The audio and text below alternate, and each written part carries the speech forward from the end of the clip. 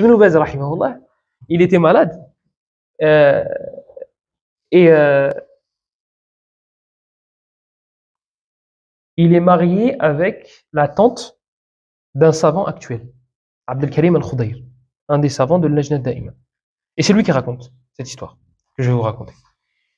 Il dit que sa tante, du coup, a raconté que Cheikh Ibn Baz, rahimahullah, les derniers moments de sa vie, la dernière nuit de sa vie d'ailleurs, vous savez, Cheikh Ibn Baz, c'est quelqu'un qui est connu.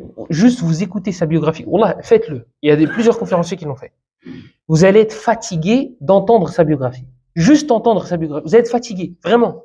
Moralement, comment il fait? Et quand il appelait, ça sonnait. Subhanallah, alhamdulillah, subhanallah, alhamdulillah, subhanallah, alhamdulillah, subhanallah, alhamdulillah. Il s'arrêtait pas. Et même, moi, j'ai écouté certaines de ses conférences. À la fin, il laisse des questions, il laisse du temps pour les questions-réponses. Lui, il a le micro à côté de sa bouche. Et le présentateur, celui qui fait le muqaddima, il a le micro aussi. Donc, il pose la question. Vous entendez? C'est lui, en fait, il est là, subhanallah, alhamdulillah. Wallah, on a l'impression qu'il l'écoute pas. On a l'impression qu'il l'écoute pas. Et même moi, je me suis dit, mais moi, si j'avais été le gars, je leur serais dit, Cheikh, écoute. Dès qu'il finit la question, il attaque. Il répond direct. Et après, il reprend, subhanallah, alhamdulillah, subhanallah, alhamdulillah. Ça s'arrête pas. C'est lui, je vous avais dit une fois, il mettait un caillou dans sa bouche quand il rentrait aux toilettes à chaque fois. Parce qu'il avait peur d'évoquer Allah. Parce que pour lui, c'était automatique.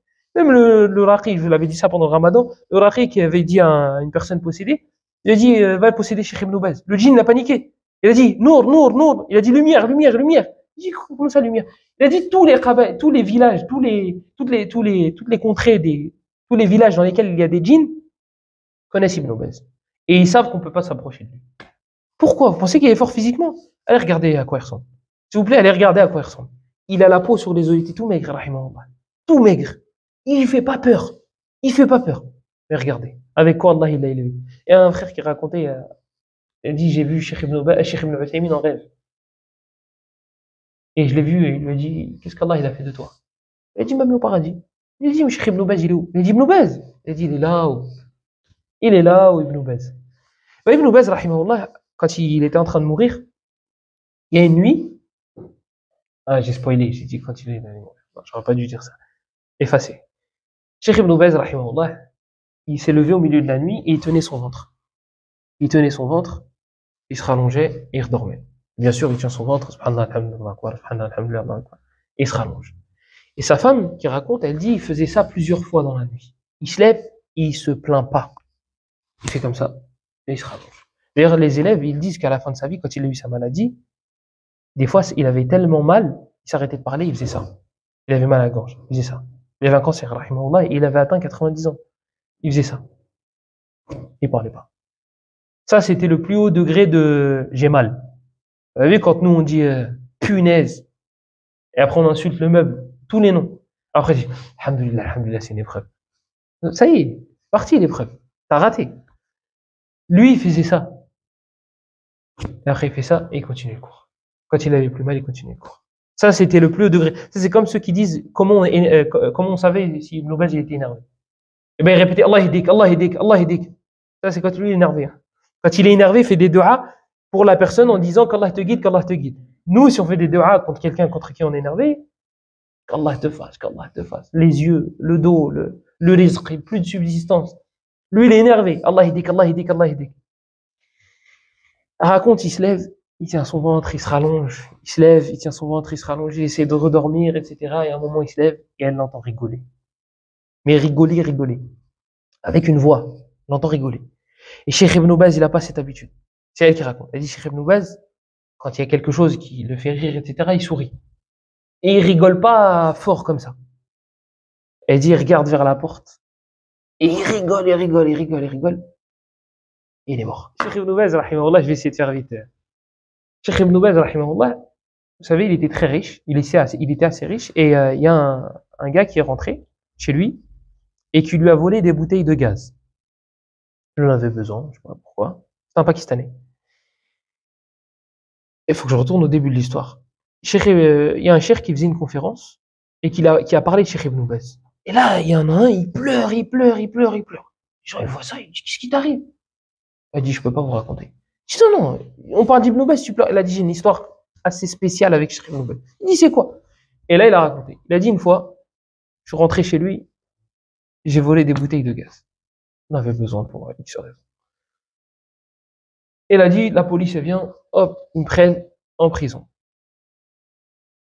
Cheikh Ibn Baz, il n'est pas au courant. Cheikh Ibn Baz, il se levait, comme je vous ai dit tout à l'heure, il se levait pour faire Qiyam al-Layl. Faire Qiyam al-Layl, et il entend du bruit dans la maison. Qu'est-ce qu'il fait? Il a un truc pour faire sonner à côté de lui. Pourquoi il a un truc pour faire sonner à côté de lui? Pour réveiller sa famille pour le Fajr. Donc lui, il se lève pour faire Qiyam al-Layl, il les réveille quand le Fajr approche, et ils vont à la mosquée ensemble. Lui, il entend du bruit en bas. Il fait sonner le truc. Il fait sonner le truc, il continue sa prière. Le matin, il fait le Fajr, il va à la mosquée, il continue sa vie, il fait ses cours. Il avait plein de cours du matin jusqu'au soir. Au fait, il rentre. Au fait, il se passait quoi la journée, le matin, la nuit? Qu'est-ce qui s'est passé? Bah, il y a un voleur qui est venu. Vous avez fait quoi? Il dit bon, on l'a jeté en prison. Et si vous l'avez jeté en prison, s'il a volé, c'est qu'il avait besoin. Faites-le sortir. Il sort et le gars, il sait pas qu'il a volé chez Cheikh Ibn Baz. Il sort et il le ramène auprès du propriétaire. Et là, le gars qui raconte, il dit je vois c'est Ibn Baz. Il dit dans toutes les maisons, j'ai trouvé que celle-là, que la maison d'Ibn Baz. Et Cheikh, il lui dit, qu'est-ce qui t'est arrivé? Pourquoi t'as volé? Et le gars, il est rentré chez lui, hein. Il lui dit, qu'est-ce qui t'est arrivé? Nous, même à nos meilleurs amis, on parle pas comme ça. Il dit, qu'est-ce qui t'a pris? Il lui a dit, ma mère, elle va se faire opérer, et j'ai pas assez d'argent pour payer l'opération. Cheikh Ibn Baz, il a des contacts partout. Il a même été la cause pour que certains, en Afrique, il y a des prêcheurs qui ont été enfermés en prison, et ils allaient les tuer. Ils allaient les tuer. Ils ont appelé Cheikh Ibn Baz, etc. Il a dit, vous les faites sortir. Vous les faites sortir. Il a appelé le gouverneur, le roi, au milieu de la nuit. Le gars qui répond au téléphone, il dit, je peux pas réveiller le roi à cette heure-ci parce que quelqu'un passe un appel. Il dit, tu vas le réveiller. Il l'a réveillé. Le roi, il répond, oui, qu'est-ce qu'il y a? Pourquoi à cette heure-ci? Il dit, il y a des frères qui sont dans tel pays, je sais plus c'était quel pays en Afrique. Il dit, ils vont se faire exécuter dans quelques jours. Tu les fais sortir. Hop, coup de fil, ils sont sortis. Ils sont sortis. Donc, Cheikh Ibn Baz, il a le bras long, très long. Il dit, qu'est-ce qui t'a pris? Pourquoi Il dit, ma mère, elle va se faire opérer. Ok, appelez. Quel pays, quel numéro de téléphone, etc. Ils appellent, sa mère, elle est bien à l'hôpital. Hop, il lui fait un chèque. Il lui a rajouté, je sais plus combien, 3000, un truc comme ça. Il a rajouté 3000. Il a dit, t'as besoin de combien? Il lui a dit 7000. Je crois que c'était 7000. Il a dit, ok, hop, un chèque, 10 000. Tiens. Ah.